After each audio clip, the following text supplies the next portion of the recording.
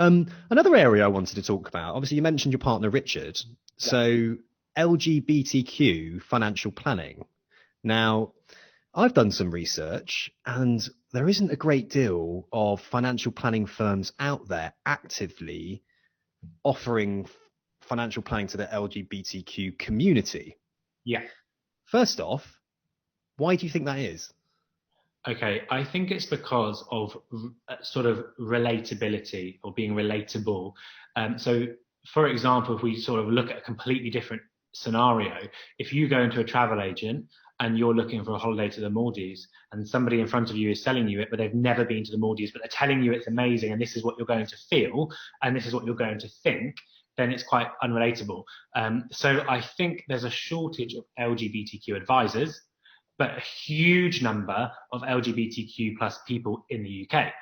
And I guess you would think, well, do they even have different needs? Surely they should have Mm. the need. Money is money. £1 is £1. But they absolutely do have different needs. And I can say that from my own personal experience being in the community, in that some of us do and some of us don't actually want children. So some of us don't have that journey of, well, I need to build a uni fund. Some of us want to go on holidays more frequently. Our retirement looks completely different. A lot of the time, pink pound, we have a lot more disposable money. So our investment priorities are different. So having somebody that any advisor could advise somebody with those different priorities, but they couldn't do that and also be relatable to them and say, actually, I know what you feel, and I live that same lifestyle that you have, so I get it. And I think there's a massive shortage, and it's certainly for next year's an area that, as a business, I kind of want to clean up on and go straight to market with. That's from the relatability side, but there's also what we were talking about earlier with the kind of the ESG stuff. Yeah.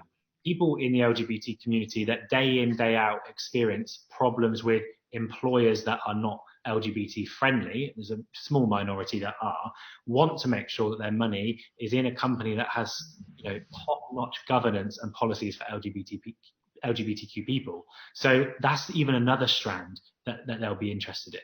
Because also as well, I suppose that the monies could be invested, and this is, stop me if I'm wrong, but monies could be invested abroad into countries that don't have a very good policy when it comes to LGBTQ plus. So somebody could be unwittingly investing in a company within a country and benefiting that country that kill people who are homosexual, for instance.